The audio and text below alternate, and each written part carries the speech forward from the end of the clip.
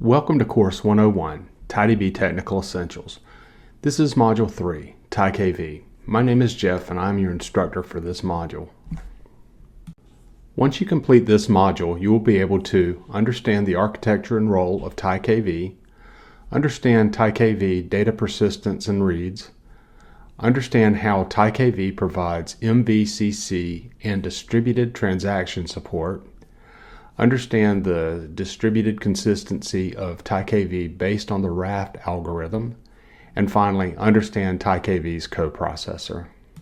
In the previous module, we learned that TiDB server is a stateless SQL layer that exposes the connection endpoints of the MySQL protocol to the outside world. SQL processing is not very useful without storage. That's where TiKV comes in. The core function of TiKV is data persistence.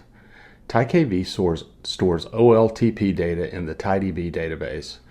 This capability is implemented by an embedded RocksDB server. TiDB is a distributed storage engine. The data is spread out into regions.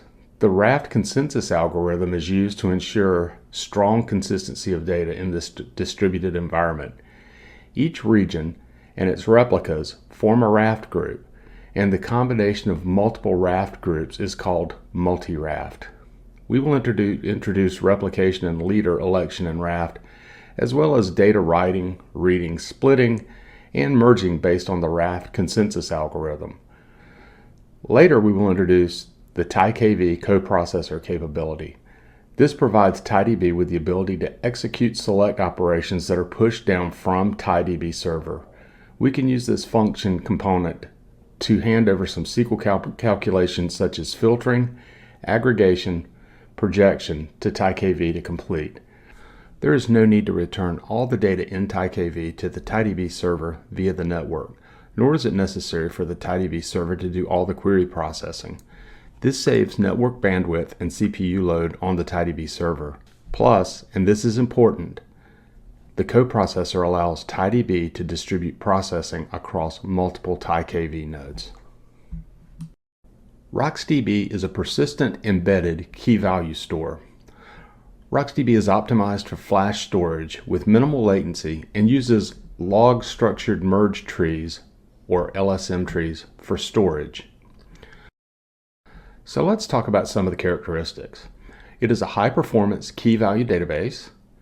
Its perfect durability mechanism while guaranteeing performance and safety, good support for range queries. It's designed for application servers that need to store terabytes of data to local flash or RAM, and it's optimized for small and medium key values stored on high-speed devices. Once again, can be stored in flash or directly in memory. Finally, performance increases linearly with the number of CPUs, making it friendly to multi-core systems. Let's look at how RocksDB writes data.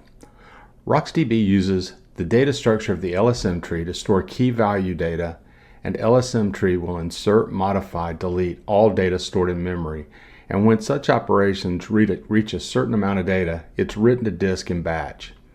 When writing to disk, the previous data will be merged. During the merge process, the original data is not modified like a B+ tree. New data is inserted directly, thus avoiding random writes. The structure of the LSM tree spans memory and disk and contains several parts such as mem table, immutable mem table, and SST table. We explain the workflow of the LSM tree and its related components with a single write operation in the figure.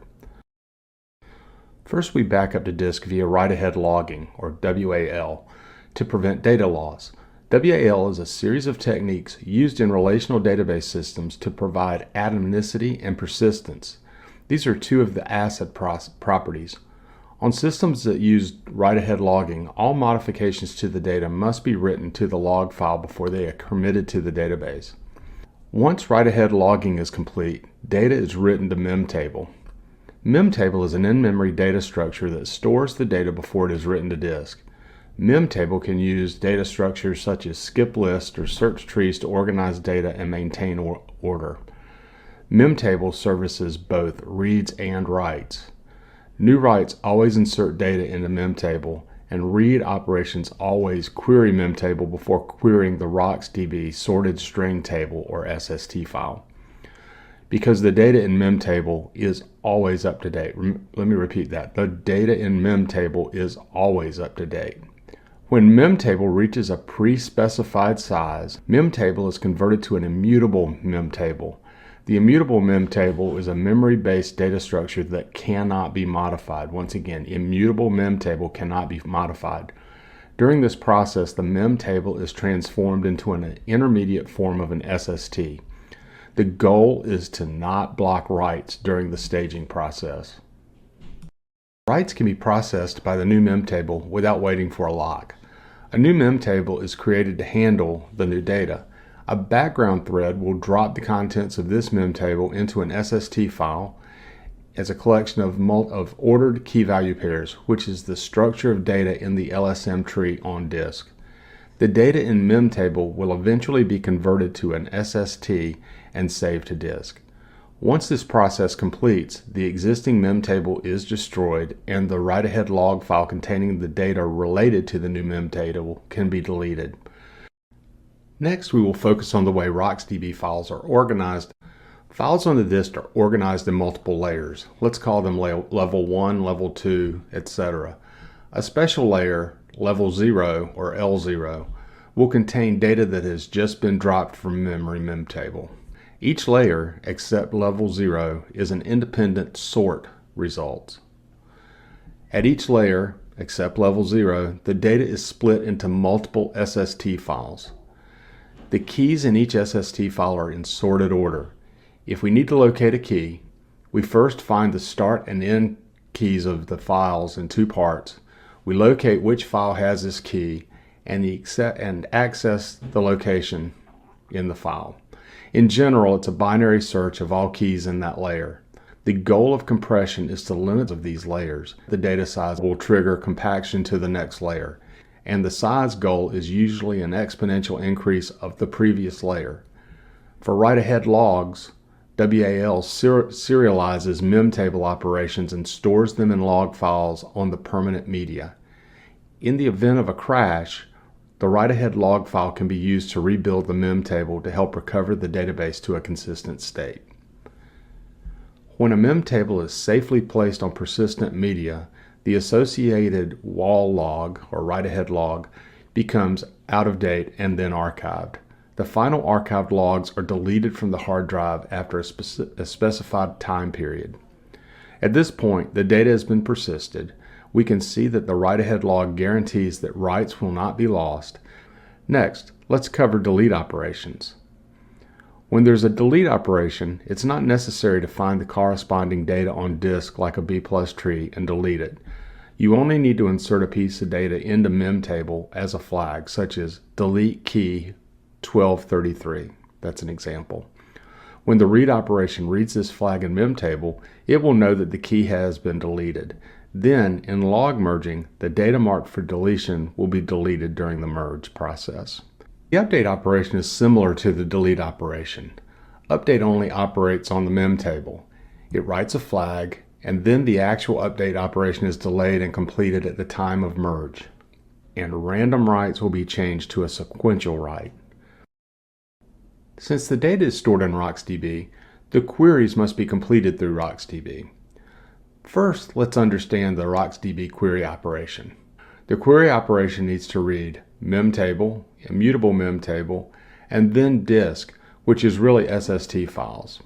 And that's SST tables 0, SST table 1, you get the picture. You need to iterate through all the collections in reverse order. In this example, it is important to note that if one piece of data does not exist in all data sets, the search will be repeated in vain. Fortunately, RocksDB uses Bloom filters to speed up read operations. When the Bloom filter determines that there is no data to read in the corresponding SS table, the SS table is skipped. RocksDB also has a block cache function. We can set a space in memory for the block cache. This cache contains data that we access often, so the query operation will prefer to read data from the block cache. If the data is not in the block cache, then it uses memtable read process described in the diagram. We have seen that TiKV integrates RocksDB for basic data persistence. Next, we will look at another feature of RocksDB, column families. A column family is a database object that contains columns of related data. TiKV uses column families for transaction support. Support for column families began in RocksDB 3.0. Each RocksDB key value pair corresponds to a unique column family.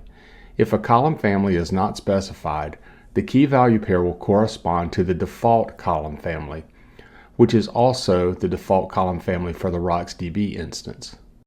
Column families provide a way to logically fragment a database. Some of its features include support for cross-column atomic writing, consistent view across column families, allows different configurations for different column families, and add, remove column family instantly. Both operations are very fast. Another thing we need to note is that the main implementation idea of the column family is that they share a write-ahead log, but they do not share a mem table and table files. Atomic writing is achieved by sharing write-ahead logs. By isolating mem table and table files, we can configure each column family independently and quickly delete them. We can only delete this write-ahead log file if all column families have been flushed. This ensures that all your column families will be flushed regularly. At this point, we've introduced column families. We know that RocksDB instances can have multiple column families. Each column family corresponds to a key value pair, and each column family has a mem table and table files of their own. But column families share a write-ahead log.